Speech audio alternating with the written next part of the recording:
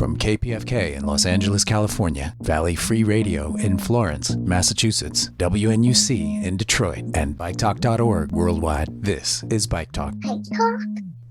Welcome to Bike Talk. I'm Taylor Nichols. And I'm Nick Richard. Hey, Nick. Hey, Taylor, how you doing? I'm doing okay. You know, it's been eating at me that I was dismissive of your suggestion that people wear scarves as part of our discussion about cold weather riding.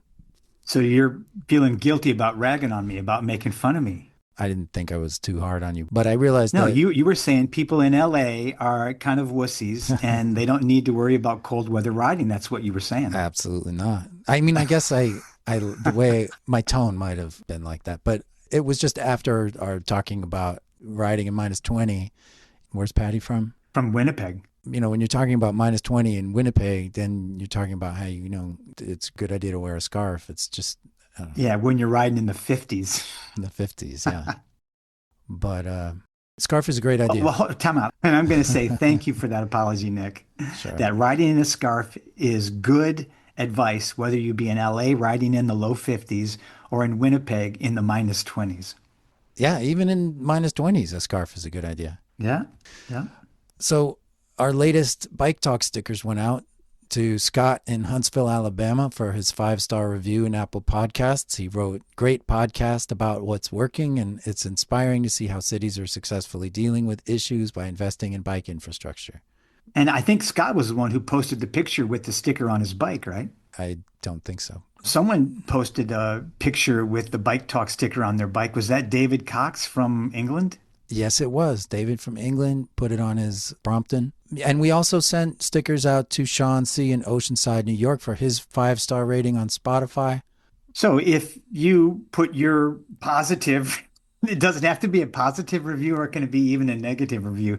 It definitely has to be a positive review. These stickers cost money. Exactly. But if you put it on whatever platform you listen to Bike Talk and let us know about it, we will, of course, send you some Bike Talk stickers. And they are cool stickers. Yeah, it's the bike lane sign that you find all across America. Yeah. But it says Bike Talk. So switching gears.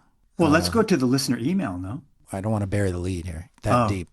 Well, I was going to say, let's do the positive before we do the negative. All right. So we're going to get to the Alex Pretti memorial rides in a minute. We have a rider in Minneapolis who sent his impressions. Right. But let's read a listener email. He starts with, "Hi, Bike Talk. Enjoyed the bike in all weather panel you had and appreciated that you had someone representing an area that gets hot. The only perspective I saw missing was representation from a hilly area, though I guess hills aren't really weather. It is a barrier to some people in a similar way that it adds hardship unrelated to sprawl or poor street design.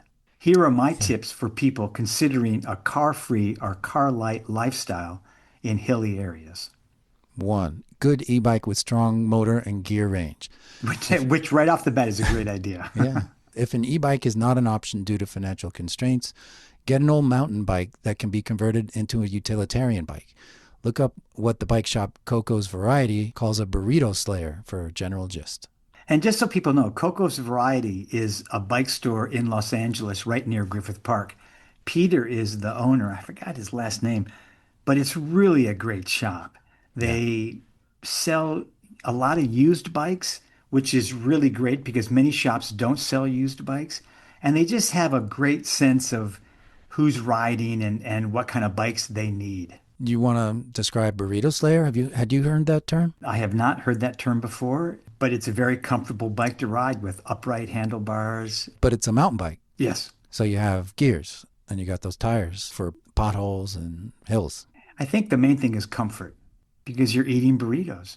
Yeah, I'm trying to figure out why it's burrito slayer. Well, you're going to come out here soon and we're going to go hopefully talk to Peter and we will find out. Yeah. I should be there next weekend. Great. I mean, that's my plan. 2, the listener wrote, have the ability to layer. 3, consider getting groceries or other heavy items delivered. While my e-cargo bike lets me pack groceries with my toddler, we're going up our hill at 4 miles per hour with little room for error. There's no need to be a hero. If an e-bike lets you do 90% of things, it's okay to have a car deliver groceries to your home, in my opinion. I think that that's a great note. And that's what a lot of people said last week in the winter panel was it's not all or nothing. If there's a couple of days where it's too cold to ride, fine, don't ride. But how many days in the winter is it really too snowy or too cold to ride? And I thought that was a great note that they said last week. And this listener picks up on the same topic, whether it be an e-bike or something like that. Also, I wanted to point out that I looked this up, and it turns out grocery delivery is more sustainable than individual car trips to the store. It cuts down emissions by 50 to 87% if you have it delivered. But of course, it's better to walk or bike. And number 5 is kind of the same thing. It says avoid hills is generally a good idea. If a hilly street gets gentle enough, it may be worth taking the narrow hilly street to avoid high speed and high volume traffic on wide, flat streets. Well, it's just interesting to see that somebody's comparing hills to wind. Well, that's because last week they were comparing wind to hills. Oh, yeah. Similar thing.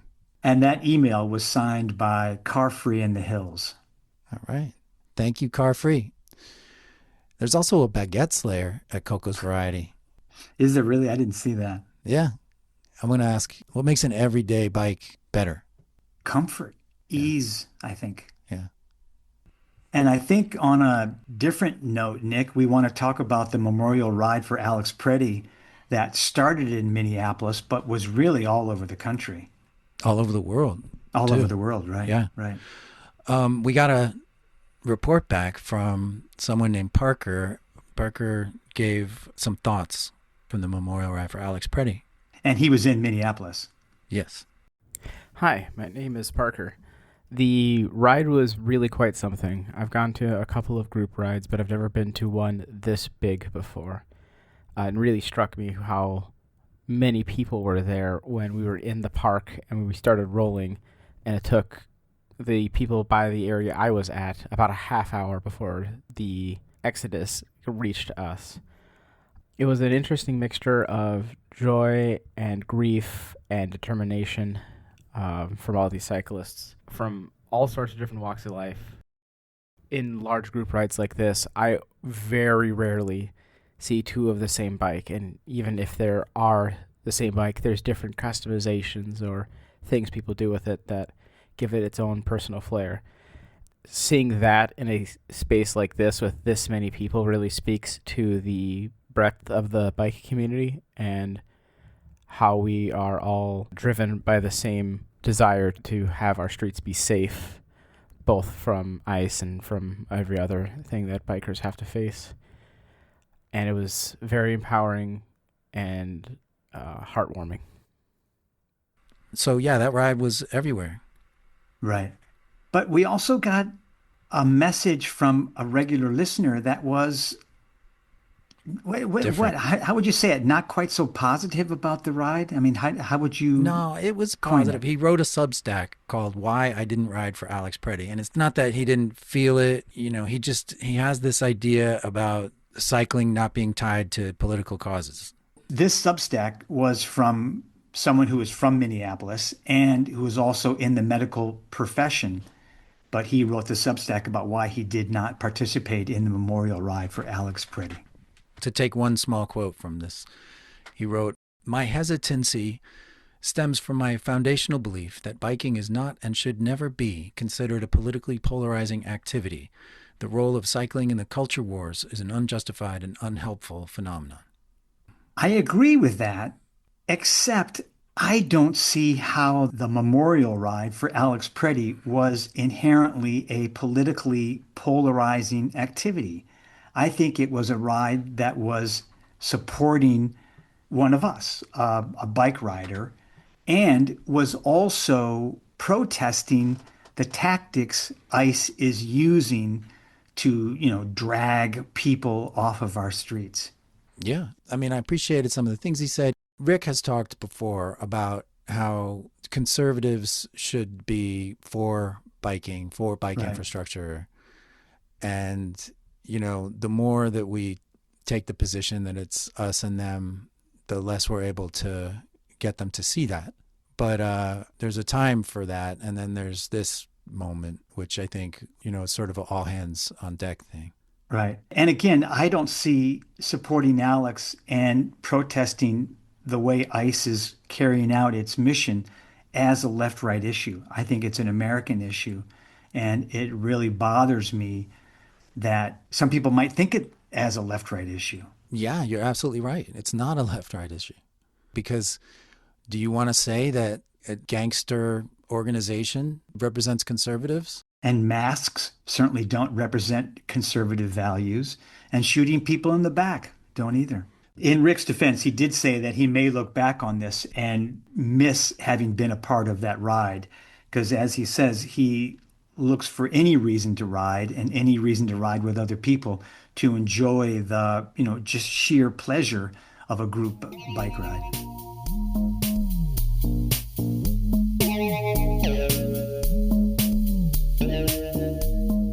I often say, Nick, that after I read the New York Times in the morning, my next stop on the internet is Streetsblog LA, and then Streetsblog NYC. The two editors of Streetsblog, one from the East Coast, one from the West Coast, are with us today to talk about what are the top 5 issues that they think their region and they think overall the Safe Streets movement should be dealing with in this new year, 2026. So we have Joe Linton from the West Coast and Gersh Kuntzman from the East Coast. And Gersh wanted to go first so that Joe wouldn't steal any of his ideas. Gersh Kuntzman, welcome back to Bike Talk. Thanks for having me. It's like an East Coast, West Coast rap battle. And it's exactly what it is, and I hope that you do it in a rap. No, I can't do that, but given my weight, I will take the role of Biggie Smalls, which is the notorious B.I.G. You guys are talking about the big issues around the country. You always do, and that's what I love about the show. I'm going to be a little parochial and talk a little about New York for a second, especially since our new Mayor Zoran Mamdani, just took office about a month ago. His big campaign promise was to make buses fast and free.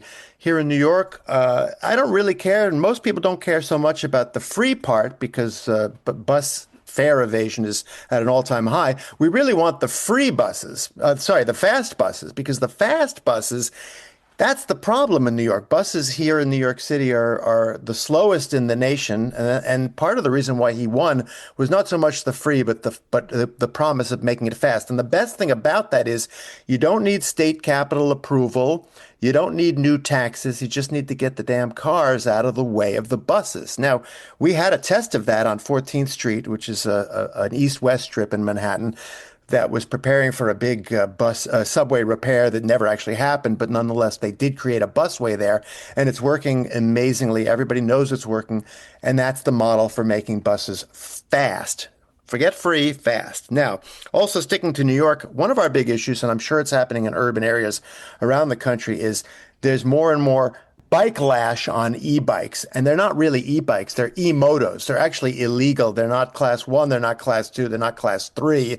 Nationally or locally, but they're being sold online, they're being sold illegally, and they can go up to 45 miles an hour. And that's creating a bit of a bike lash in New York. So if you're listening to me and you're in an urban area, definitely make sure people don't call them e-bikes, because they're not e-bikes. They're flat out illegal motorcycles. That's the 2 big issues in New York. I would also make sure that President Trump, and I would get on the streets and call our congressman, making sure President Trump doesn't gut active transportation in the upcoming negotiations about a surface transportation bill, nor should he get rid of speed cameras. He made a threat today. The Washington Post reported that the Trump administration would cut funding for any city that uses speed cameras. So that's a real problem. In New York, our whole enforcement is based on speed cameras. And the last thing I would say, and this is going to get political, I hope you guys can handle it, but I want to make sure that ICE doesn't basically turn our public spaces into war zones. Now, obviously, the federal government is going to blame protesters and observers for turning the streets into the war zones. But ICE are the guys with guns, and they're the guys with masks, and they're the guys who are killing innocent civilians in the cities of the Midwest, and hopefully not in New York or other places. So those are my top 5. I hope that dovetails with what Joe's going to say. And in this corner, Joe Linton. It's Joe, and I focused more on bikey stuff, but yeah, ICE and the federal pipelines, whether it's sending terror into cities or withdrawing funds for green transportation are huge issues here too, clearly. But I'm gonna try to do the format was like 5 issues, sort of a countdown. Right. But so stuff's happening in LA. We, like Gersh opened with, they have a new mayor. We're having an election this year. We may get the same mayor. She may make promises. We may get a new mayor, but we definitely have a mayor's race. And to some extent, the incumbent, Karen Bass, has been a good, solid Dem who's certainly not like the, federal administration, but who really hasn't made green transportation a priority. And so I'm hoping that challengers can help shape this race and elevate the concerns of transit riders and cyclists and whatnot. Number two is speed cameras. As Gersh mentioned too, it took forever, but the state finally approved speed cameras for 5, 6, 7 cities in the state. And San Francisco and Oakland already have them up and running. And the cool news is this year, the cities of Glendale and Long Beach are expected to have speed cameras up and running, probably in the later half of 2026. So I'm looking forward to those results and the safety and lives saved. And hopefully that rubs off on the big city of LA, who's been really Right. delayed on speed cameras. Another thing I'm excited about are these Toronto barriers. There's a new concrete modular bike lane barrier that the city's trialing out downtown and has teased expanding to other bike lanes. And I think the more solid concrete barriers we get, the better. And then the LA River Bike Path. Metro pledged to voters in 2016 that it would build a bike path along the 50 miles of LA River. Little bit of progress has happened, but there's a big chunk in central LA, downtown, Union Station, city of Vernon. And Metro has $400 million, says that the bike path is going to cost $1 billion. And so I've been trying to critique that and try to bring it in under budget. Well, it seems like the overlay of the two coasts are speed cameras, fast buses, mayors that are receptive to advocacy in making the streets safer. What else were the crossover ones? We definitely overlapped on ICE. I mean, we Right. can't talk about public space in this country without talking about the ability to use that public space. And if you have, well, for lack of a better term, a quasi-fascist police force that is perpetrating state-sponsored terror in public space against many of our neighbors, some of whom are undocumented, that affects our ability to use public space. And I can't, I can't de-emphasize this enough. It's a really important issue for the livable streets community simply because if you're not safe in public space, you're not safe at all. Yeah, the Kavanaugh stops, the targeting of racial minorities, of anyone who has a camera, anyone who looks, who speaks another language, has driven life out of our streets in Los Angeles. And the places where that plays out include bus stops and buses and whatnot. So many in our community are afraid to get on a bus, are afraid to go out into public space for legitimate fear of being abducted under ICE terror. So it's great to see the huge demonstrations and the pushback and the inspiration from folks really stepping up. I mean, there's been a lot of protests in LA, but the Minnesota-led protests have been inspiring. And it's definitely the top issue affecting people's use of public space in Los Angeles. I would also add one thing if we're going to talk about the use of public space. I mean, when we go back to the speed camera argument, Trump and others who oppose speed cameras always kind of describe them as a tax on drivers. Well, it's not a tax if you don't speed, obviously. And it's one of the things that has actually made New York significantly safer during, I guess, the last 8, 9 years we've had these speed cameras. Crashes are down. They were down actually dramatically last year. And they say that people who get multiple speed tickets, they're responsible for half of the serious crashes. Like when you do the math on this, because we can track these people from their license plates, I would really, really like to emphasize that if you're in a city that is considering having speed cameras, obviously as long as the city is fairly placing them in places where there have been a lot of crashes and not just placing them for revenue, as they sort of did in DC, which was a problem. But if they're doing it fairly and justly, they really are very effective because you shouldn't speed. Right. And I would argue that's really the case in California.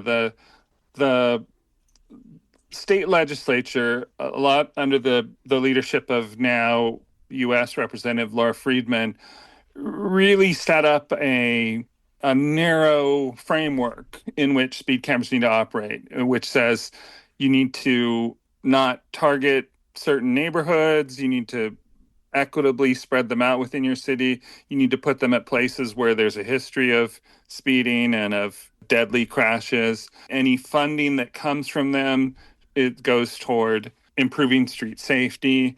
It's a super important tool. It's important to use it correctly and fairly.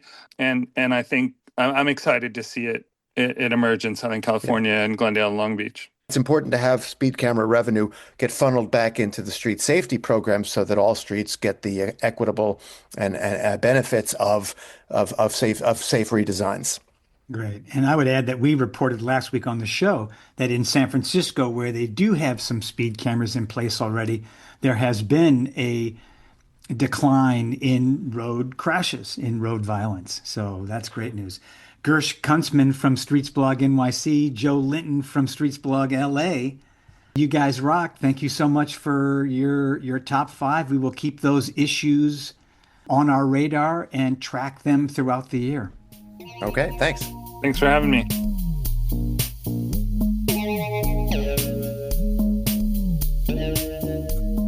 Well, that was great to hear from New York and LA, and we should have them on again, Nick. Yeah.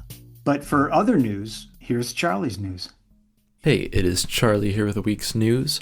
Following up on the news from last week about the potential e-bike bill in New Jersey, it was signed into law on Governor Phil Murphy's last full day in office.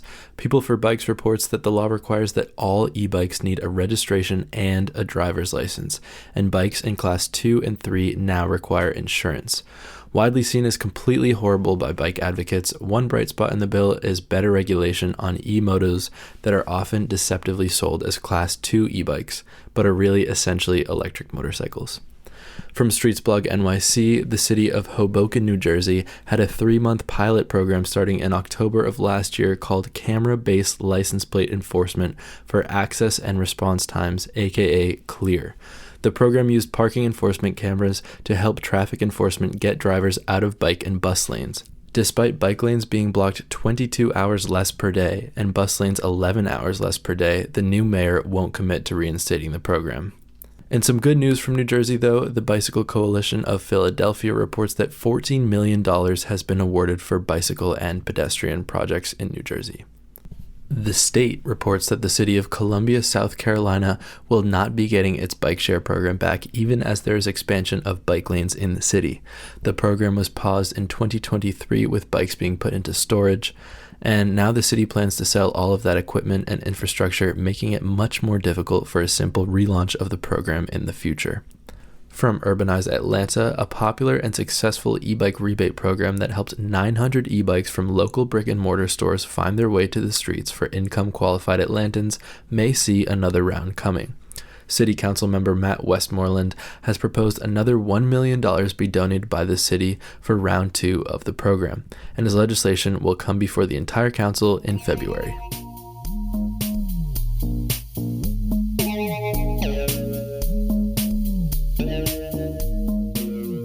Thank you, Charlie. Always good to hear your voice. Next, Uni Bike Storage is something we followed for a long time. And New York City gave a contract to a different bike storage provider. So we talked to Shabazz Stewart, who's the CEO and founder of Uni.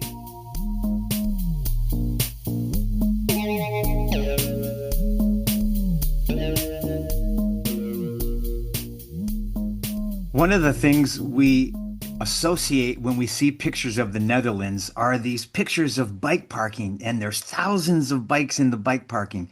Well, one thing that we don't associate with the United States when we see pictures of bike parking is any bike parking. Well, our guest, Shabazz Stewart, has started to change that in New York City. He's been on the show before. He's the founder of Uni, which is a secure bike parking program in New York City. Shabazz, welcome back to Bike Talk. Blessed to be here. It's good to be here again. I'm looking forward to the conversation. Yeah, you're on for a couple of reasons today, not just because you are the founder of Uni, but because a contract has finally been, I don't think awarded is the right word, but a contract has finally started to go to a provider in New York City of secure bike parking, and it wasn't Uni. Is that correct?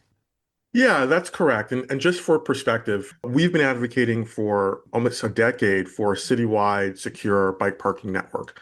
And what we have in the United States typically or be bike parking near commuter rail hubs, and that's kind of it. Whereas in Europe, you'll see these large dispersed secure bike parking networks, particularly in London and Paris, where you have, quality of end of trip and beginning of trip facilities in residential areas and commercial areas, mixed use areas.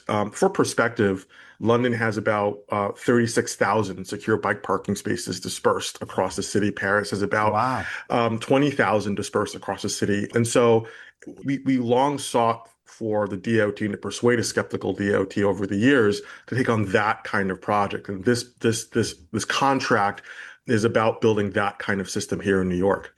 Right. Let me ask you really quick. When you say dispersed secure parking, what exactly are you talking about? Are you talking about, I know you don't like to use the word bike cage, but Yeah. what exactly are you talking about? Well, the number one reason that people who bike don't bike more often is the lack of high quality end of trip and beginning of trip facilities. And so when we think about and this is particularly true in a dense urban area where people often lack garages, they lack space to keep bikes in their property here in New York. We often sleep next to our bikes. And so you have to kind of leave your bike on the sidewalk. And if you leave your bike on the sidewalk overnight, you're 50% more likely to eventually experience a form of bike theft or bike vandalism or weathering. Your bike might get caught in the snow, et cetera. And so a dispersed network would be less about how do we incorporate a bike cage at a subway station and more about how do we provide folks citywide with access to secure bike parking as a supplement to indoor bike rooms. And so what does that look like? It looks like smaller curbside facilities in residential areas. It looks like sort of bike share-like facilities in mixed use areas. It looks like larger indoor facilities at massive transit hubs. It looks like indoor bike rooms in commercial areas, but really thinking through how do we add capacity, secure bike parking capacity in every part of an area. And that's fundamentally different than how we've done it in the US before, where we've thought primarily about secure parking as sort of a amenity for transit users where you park Right. and ride. Right. So Uni started in 2019. So we started actually in 2018. The first New York City secure bike parking pilot was in downtown Manhattan, and Right. that launched in October of 2018. And that was the And first time it ever been done in the city. you've spread across the city now, and you are working profitable, secure bike parking program, correct? Yeah, and so we operate a revenue positive network in Jersey City and the sort of within the five boroughs. We have about 17 stations. It's a skeletal network, and the idea was to show, and I will continue to say at the time, a very skeptical DOT that this approach could really work citywide. One Right. of the challenges, and I think this is broadly misunderstood in the American context, one of the challenges of secure parking especially in a dispersed format, is not the technology. And this is true also for bike infrastructure generally. It's the political challenge, right? What is this going to look like? What is it Yeah. going to, how is it going to interact with other street furniture? Are people going to want this on their street? Who's going to take care of it? And Right. so no one ever doubted that, yes, we could install, and we could manage a secure parking network. I think what people doubted was the political and operational realities, and especially in a city like New York, where every single thing, whether it be bike share, whether it be containerizing waste on the curb, is Right. a battle, right? And so Right. outdoor dining. And so we proved over the last 8 years that secure parking in a dispersed format could not only work in New York, it could be incredibly popular in New York. And we did that with an equity forward formula where we kind of flipped the nail on the head and we had people who were traditionally thought of as antagonizers to this infrastructure, namely in the Black and brown community, come forward to support this infrastructure because we were doing it in such a way where we were leaning forward in community engagement and we're building iterative design and building around economic justice. Did you say Yeah. antagonizers? So I think here in New York, and I think the dynamic is slightly different in other parts of the country. Here in New York, bike infrastructure in general is often thought of as exclusionary. And what happens is, Black and brown neighborhoods, and New York's a majority minority city. So Black and brown neighborhoods, actually a majority of the city, will say, well, who is this infrastructure really for, right? And this is a harbinger of gentrification. And that is not a innocuous or benign attack in New York. Here in New York, the cost of living and who's being displaced and who's being pushed out is the dominant political theme of our era. And so the notion around secure bike parking was really prior to 20 kind of 16. Oh, you're going to come in and literally people would say gentrification boxes, on our streets, and you're going to push people out with this infrastructure. Well, that's not for us. Our thesis has always been that actually, when you look at the data, secure bike parking disproportionately benefits communities of color. It disproportionately benefits people who are on the leaner end of the economic spectrum and cannot afford, to park their bikes in their apartment, but are more likely to depend on a bike. We have 80,000 delivery workers here in New York City who work for DoorDash, Uber Eats, et cetera, and do so primarily on bikes. And so we actually changed that sort of equation a little bit and said, what if we were to build a system where we were to lean in to the city's minority communities and actually have them lead? And so Uni was as much about operational competence and iterative design as it was about economic justice and community engagement and marrying all of those. Yeah, I And wanted to talk to you. Sorry, Taylor, one more thing is that community, the importance of community to Uni. I mean, it seems like it runs all through this article that you put up at Medium. And I just wonder if the company that the city eventually went with for bike storage has anything like that. Well, look, it's very difficult. I don't know if it's helpful for me to kind of comment on the outcome, right? And where we are and who the DOT is sort of designated to open negotiations. So I just so happen to have a lot of respect for the vendor that has done great work in California and in particularly in San Francisco and LA. I will say that our critique is of the process and procedure that got us here. Of course, if the process is slapdash or tainted or misaligned, then we have to take a look at what kind of program ultimately we're going to build, right? And so in our view, the city's mistake, and I will say the Adams administration was pretty hostile to the program. OMB tried to kill this program a number of times, was that we don't need to engage directly relevant experience. And that is deeply troubling. So our proposal, which was very thorough, which was actually built by several people who used to work for the DOT, contained a formula that had proven successful in New York City. We built the pilot. We actually wrote the kind of foundation that this RFP and this program are kind of being built around. But also, I want to point out that in London and Paris, the operators of those vast networks were also exclusive to our bid.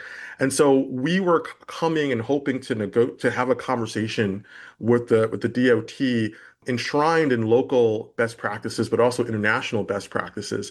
And it's extremely unusual for an agency that is seeking to implement this kind of program that's first of its kind, not only in New York, but in the country, to not avail itself in the process of selection and program development of local expertise and the most directly relevant international expertise. And so when this was announced, and it was sort of hastily announced at the end of the year of outgoing administration, I think every single person who was close to this sort of policy framework in New York was sort of like, whoa, whoa, whoa, whoa, whoa, right? It's not that Uni didn't get selected. Of course, it's plausible that maybe we wouldn't get selected. But how can you run a judicious process that's in the best interest of the integrity of this program and not in Right. any way engage the folks that have produced the results that you claim to want to replicate? It doesn't seem to be conducive to the ultimate vision. So where does this leave us? Well, this is a really interesting moment for New York. We have filed a protest. Here in New York, you have 10 days to do so from the moment you kind of are quote unquote aggrieved. And so we took that first step. You know, there is a new DOT commissioner and there is a new mayor. And, you know, Mike Flynn and Zoran Mamdani have spoken quite eloquently and quite forcefully about their desire to kind of return to the ambitious days of the past. And so what we're hoping for is that the DOT will, take a look at the protest, that the protest goes to the commissioner actually, and say, okay, let's do a full review of how we ended up getting here. And let's sort of course correct. Course correction can take a wide variety of can incorporate a wide variety of potential strategies. Let's slow this down a little bit and let's figure out how to build the best possible program. It's too early for us to say, okay, well, we want to do over. Okay, well, we want to kind of reopen scoring. But remember, the DOT hasn't even explained the rationale for how it got to this decision. It's sort of just said, well, we did what we did and it's legally defensible. We don't think that legally defensible or technically defensible is the framework that we should be looking for to build a program that New Yorkers can be proud of. The questions that we should be asking, is it fair? Does it comport with our expectations around economic justice and, doing what's best for the city? And is this program going to be the best possible version of the program we can build? The Adams administration engaged in box checking, we think. Right? They were looking to do this, get an announcement out, and probably, did not pay as much attention to the details and nuances and implementation realities that would arise during the course of actually making this program happen. And so the new administration has a golden opportunity to kind of reevaluate and course correct, and we're hoping that they take that opportunity and are really serious about it. Reading your article at Medium, and it's called Proving It Works, Left Behind, Equity, Access, Experience, and the Cost of Sidelining What Works. And it's under Uni Magazine, a collection of community voices discussing micromobility infrastructure. Some of it shows what goes into the pods. And I just want to talk about that for a second, for people who Sure. haven't seen them. I was in New Jersey talking to some bike coalition people there, and they were really proud of, I think it was one of the Unipods. Was it by Duquan Sweeney? Yeah, and so one of our strategies has been to uplift voices in the community that are relevant to that community, so we can create a feeling of ownership. And so Duquan Sweeney is a photographer who is immensely talented, who is an African American, and he documents life in the African American parts of Jersey City. And so we actually took his photographs and we muralized them across the network. And our launch event was actually less about the creation of bike parking infrastructure, and it was more the community coming together to celebrate his work. And we were proud of the fact that we had people, politicians, who actually in the past have said they don't care about bike parking, they don't care about bike infrastructure, but they do care about economic justice in Duquan, and they do care about creating a framework where local voices can have a come up. And they were out there on the forefront, saying what a great program this was. And so Duquan is just one example of where we've been able to take the conventional narrative and through, I think, community engagement and listening and iterative design, create a coalition that could support a first of its kind program that historically, you know, most New Yorkers thought was a pipe dream. Well, Shabazz, your article is pretty amazing, and there are a lot of links to videos and pictures of the pods around New York City, and they are really beautiful. They blend in well, and they look great. What's the timeline now? I don't necessarily know how long that will take. Typically the timeline would be 30 days. You have 30 days historically. That's the sort of guidelines for procurement in New York, but that's not a sort of hard, a hard sort of stop. This is sort of a transition period. The former DOT actually didn't even acknowledge our protest, which is legally required to do. And so we don't know when their clock will start ticking. There's a new administration in place. After the protest, there is sort of a legal challenge period that can take, months, and so it really depends on how they choose to respond. Keep in mind, at this point, our protest is protective. We actually have not seen any explanation, no debriefs, no scoring materials, no formal feedback at all. In fact, we've had no contact with the DOT since 2024, or the RFP was submitted. And so no clarification questions, no interview, no feedback after the decision. And so we are kind of in the dark. And we're hoping that they'll clarify their position sooner than later as far as how they intend to move forward. Great, great. I want to stress that the RFP was not just about large pods. It was also about sidewalk installations, which we operate in Jersey City, curbside units. There are actually 4 categories. And so we have a project in Minneapolis, which we're working on actively right now. And there are a few other cities that are in their own RFP process. But we're primarily in New York. That's where our footprint is, New York and New Jersey. This was really built to be a New York centric, or at least a New York formula that we could eventually export elsewhere. Great. Well, we've got lots of listeners in Minneapolis, and hopefully they will support Uni when you show up on the streets there. Shabazz Stewart, Uni Secure Bike Parking. Thanks again, man. Thank you guys for having me. I hope you guys have a blessed new year.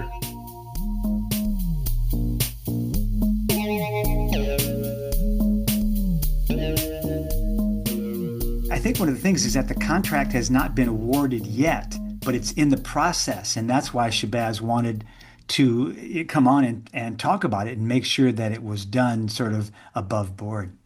Well, we'll put in the Medium article, Proving It Works, Left Behind. We'll put it in the show notes. Next up is Karen Lankeshofer, who is a bicycle historian, and she has a great story for us.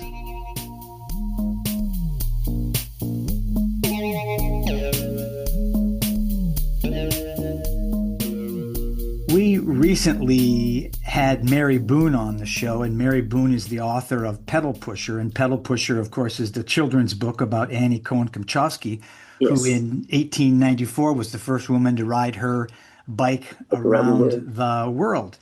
Well, today we have Karen Lankeshofer on, and she is the promoter of a very famous woman bicycle racer from the 1880s. And her name is Elsa Von Blumen. Karen, welcome to Bike Talk. Thank you very much, Taylor. Happy to be here. Absolutely. Well, we're happy to have you. One of the things that I noticed right away was that Elsa Von Blumen rode a high wheeler and not a safety bike like Annie Cohen-Komchowski did. Yes, she did. And this was the time period. The safety bikes really didn't become popular in the States until late 1800s, say 1888, 1889. And so she had no other choice. Elsa started as a pedestrian. That means a race walker. Oh, wow.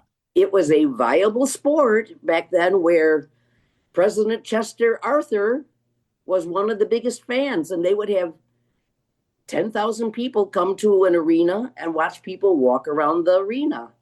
Elsa was a very sickly child. She grew up in the area of Oswego, New York, up at the end of Lake Ontario, and eventually moved to Rochester with her mother after her father died. And she was very sickly as a child. They called it consumption. Sure, yeah. But that was tuberculosis. Right. So the mother figured, if I move somewhere else, it might be better for my child's health. Decided on Rochester. And so they moved here. And the doctors said to the family, we can't cure you with medicine. The only thing we can recommend is that you do exercise. So Elsa would go out and walk. And she had a set of dumbbells, what they call dumbbells, or Indian clubs, I think they were called too. Sure. And she would go work out with them. And when she got to Rochester, I know she practiced in a dance hall here. It was Philip Schaad's dance hall. Wow.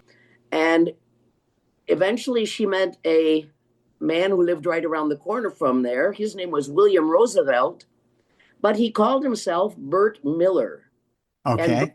And Bert fancied himself a manager. Okay. And it started, boxing was getting big here in Rochester.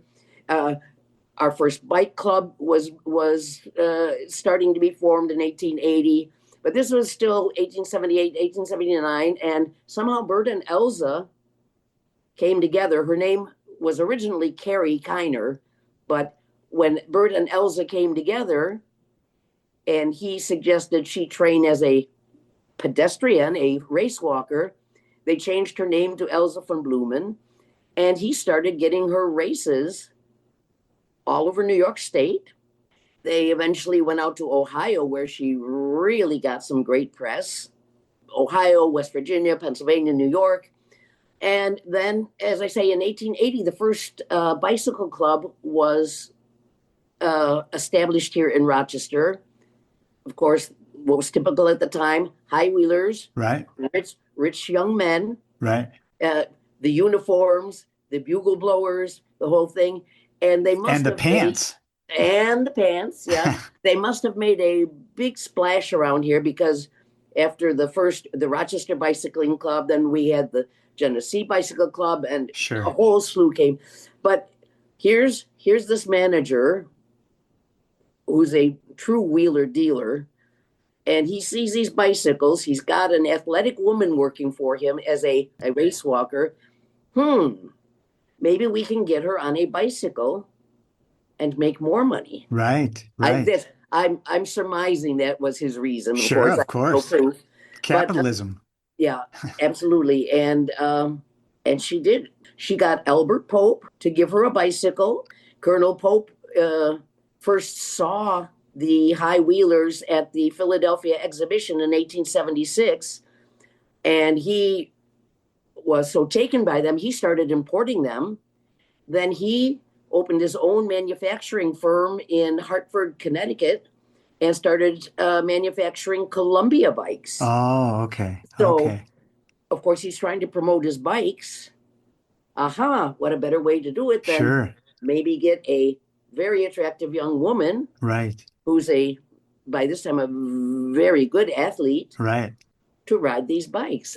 I've ridden a high wheeler, and they are tough to ride, and I would be scared, I think, to ride them in a race. But you talk about her, and she raced horses, and she raced men, and she did all kinds of things on these high wheelers. She did. And when she first got the bike, she, in one newspaper report, she told the journalist that she would go out at night and practice so that no one would see her fall. and I have to say, Bert, her manager, as an aside, he was very abusive, stole a lot of her money. It was just what I can imagine a manager at that time was. Sure. Yeah, taking advantage of a young woman. Take advantage of her. But he had a very interesting modus operandi. He would find a civic cause which needed money. So he would volunteer. He would offer Elsa's services to raise money for the Irish Famine Fund, the Soldiers and Sailors Monument, the base of the Statue of Liberty, the Music Hall Fund. So with these offers in mind, the people, of course, wanted money for their funds. They'd say, yeah, we'll give her so and so much of the profits, and the rest goes to our fund. Right. And that's how they got all these engagements. Wow. And she was such a novelty, and she was good at it, but not to say it was only her athletic ability, because Bert was known as a cheater. Right. He had half of his family working for him, and his brother-in-law would be the timekeeper sometimes and measure the miles, which were often called Miller miles. because all the competitors knew that they were shorter than a mile. Sure. So it was a really interesting. I just cannot imagine the dynamic there. Right. Because Well, you seem to be a real historian of the bike and of the region in which you are, Rochester, New York, and that area. I wonder if you could explain what it is about her journey that inspires you and why you feel compelled to spread the word. Because I think stories like Annie Cohen-Kamchatsky and certainly Major Taylor and now Elsa Von Blumen are important to keep alive. I'm curious what it is that makes you keep it alive. I've been a bike rider all my life. I lived many years overseas in Germany and Russia, and where bike riding is much more normalized. Right. I've been a lifelong advocate. So if I find a book on bicycling, I pick it up and read it. And I read one by Sue Macy, and it was called The Wheels of Change. And here was Elsa von Blumen, Rochester, New York. And I'm thinking, how can I live in Rochester, New York and never have heard of Elsa von Blumen? So it sort of rested in the back of my mind. COVID came. Didn't have much to do in COVID. Sure. And so I just started delving into her history and the history of Rochester bicycling. And not to exaggerate, but Rochester in the 1890s, early 1900s, was the Amsterdam of the United States. We had in our county, our Monroe County, we had 250 miles of bike paths here. Wow. And now you probably have zero or very few bike lanes. I have to say, Rochester has seen the light. Oh, good. Is really making an effort to increase the. I think our total now in Rochester is 40 miles of bike lanes. Bike paths, right? Yeah, bike paths. I live just outside in a small suburb, but I can easily get to the city on a bike trail. Great. Karen, can I ask you some personal questions? How old are you now? I'm 78. And are you still riding? Yeah. Yes. What kind of bike do you ride? I have Trek Touring. Sure. I have a Schwinn more upright city, old lady bike. I don't know about that, but yeah. And I have a Fuji, which I don't use quite as much, but it's my, if I want to speed, that's what I use. Right. I guess I should have asked you, what bikes do you ride? Because and I can see by the wall behind you that you have a lot of memorabilia, which I really love to keep and love to have that. Karen, thank you so much for keeping Elsa's history alive, not only in Rochester, but for all of us at Bike Talk and wherever we reach. It's really wonderful. And you obviously knew who Annie Cohen-Kamchatsky was and Major Taylor. And in fact, I was in touch with Mary. Oh, you were? Oh, good. Mary Boone. After she was, I got the information that she had been banned from a book reading on one of the bases out there. Yeah. And I immediately contacted her and said, what a travesty of justice. And so then I bought Mary's book to see how and she really did her justice. It was a very nice book. Yeah, very nice. Well, I hope you take your presentation to a military base near you and teach all those young cadets or recruits about Elsa Von Blumen and what kind of an athlete she was. Yeah, her intention was not to advocate for women's health. But the more she rode, did you ever hear of Mary A. Livermore? No. Mary was a suffragette, an abolitionist, and a Civil War nurse. Oh, wow. And she toured the country giving her lectures. She happened to be in Ohio in 1879, very near to where Elsa was performing one of her races. And she came and watched Elsa perform and talked with her and told Elsa, according to newspaper accounts, you are the example of what young womanhood should be. Right. And Elsa later said, there's nothing more important than physical health as well as mental health. Right. For making a strong, especially a strong young woman. Right. And I think one of the things you and I both agree on is the bicycle helps with both of those, physical and mental health. Absolutely. Absolutely. Would totally agree with Karen Lankeshofer. Yes. Thank you so much for your time and all your wonderful information. I thank you very much. And I'm just glad to get the word out about this woman, because she just needs to be publicized that much more. She was really a phenomenon from that age. So. Well, we are glad to get that information out there also. Appreciate that, Taylor. Take care now. Bye-bye.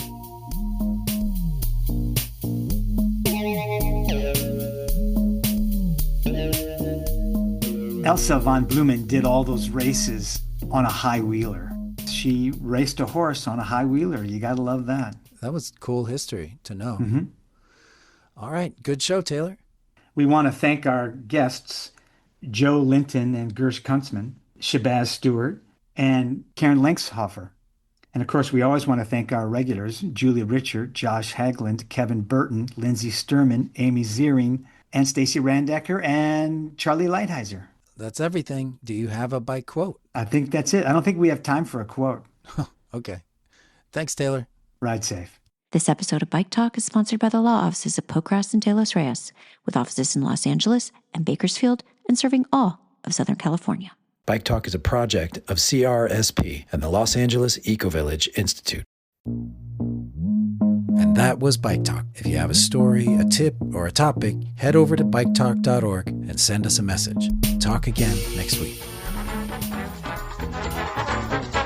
Oh, get that car out of my way. I want to ride my bike today. It keeps me fit, gets me there. I won't go stinking up the air. Leave behind the daily grind. Let your mind unwind. Live its life, pretend to life. Better get yourself a bike.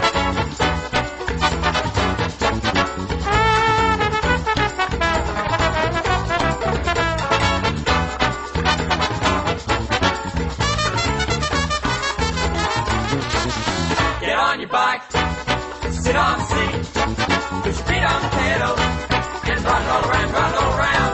Get on your bike, sit on the seat, put your feet on the pedal, and run all around, run all around.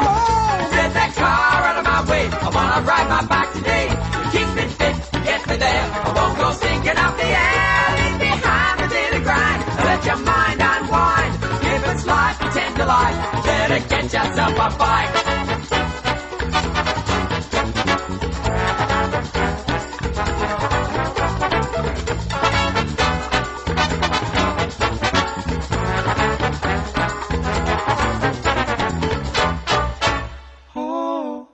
Get yourself a bike.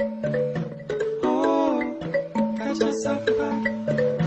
Oh, get yourself a bike. Oh, get yourself a bike. Oh, get yourself a bike.